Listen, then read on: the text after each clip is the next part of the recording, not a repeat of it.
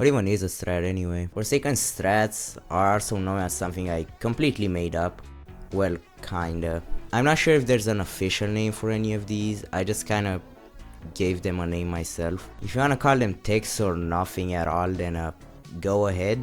But anyway, to get to the point of the video, Forsaken strats are basically a way you can use the moves the game offers you in a way that benefits you more, I think. In other words, knowing how to actually play the game. The truth is that without some sort of strat, you're basically pressing keys and hoping it works. But don't be afraid, my dear viewer, because you most likely have been using strats this whole time without realizing.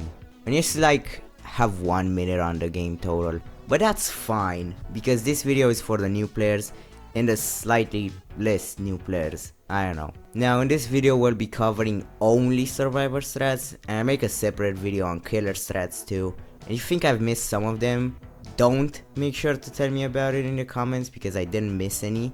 But enough yapping, I think it's time we talk about the actual subject. Now, to make it easier, I'm gonna separate these in 3 groups. Beginner friendly, mighty difficult, and really hard and scary. Most of these will be based on how much it took me to learn these, so if you see a surprising lack of Dusekar in this video, then you definitely know why.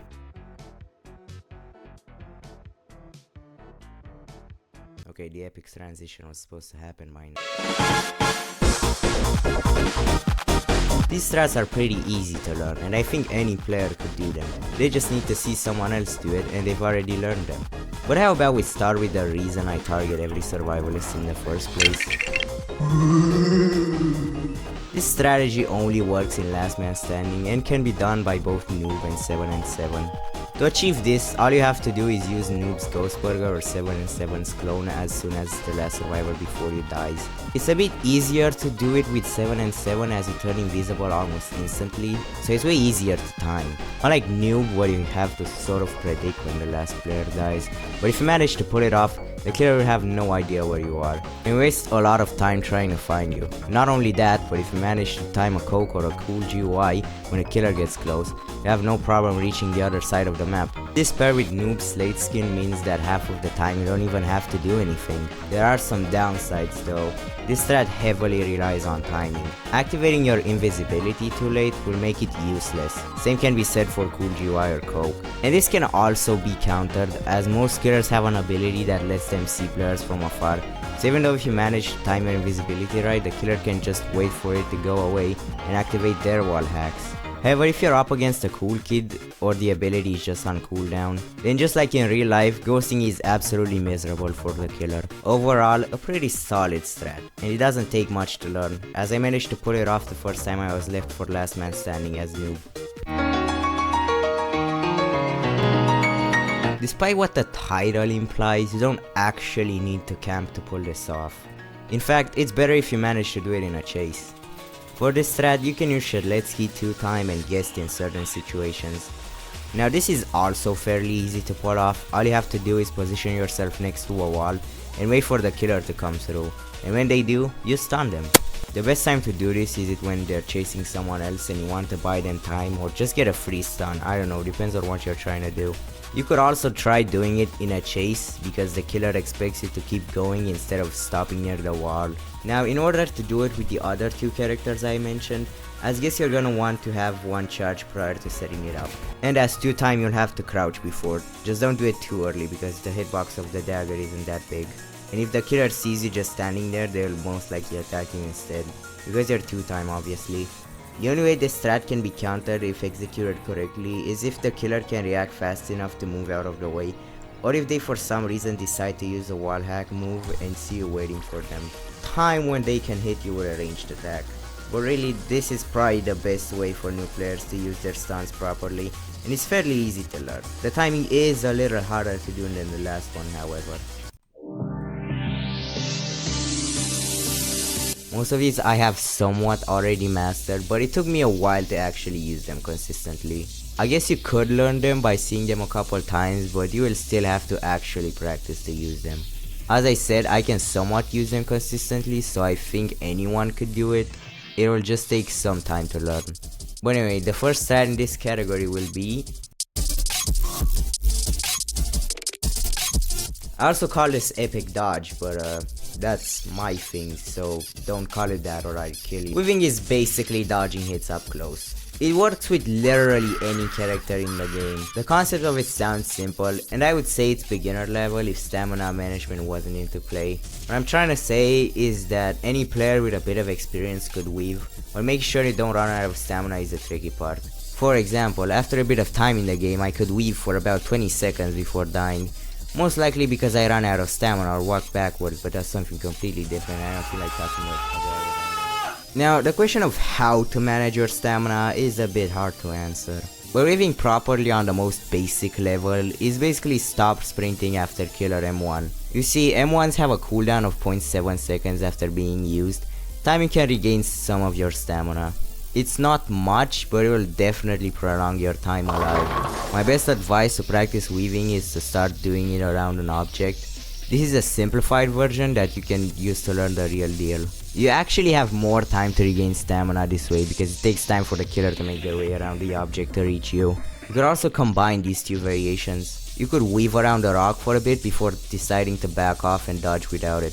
This strategy could theoretically work for any killer, you just have to learn that their hitbox size is different.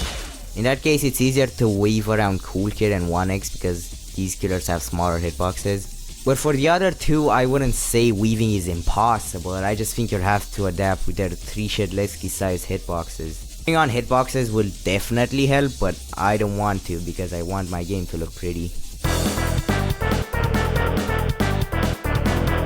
For this strat, you can use 2-time Guest and Shedletsky if you're lucky. I think that because his wind up might be a bit too long for it. To set it up, you will need any item you can find across the map. The strat is fairly simple in concept. All you have to do is literally scam the killer with a free hit. In other words, simply start using the item right in front of them, and when they come close to hit you, you get to stun them. Now it might be a little bit tricky to time, because you need to unequip the item and then stun, and you might mess it up in the process. The best part about this strat is that there's almost no way to counter it, because even if the killer is smart enough to figure out what you're trying to do, you still get the free item. So you still benefit from it one way or another. I guess you could get hit by a ranged ability, but again, if you're fast enough, you can just cancel the item, dodge, and start using it again.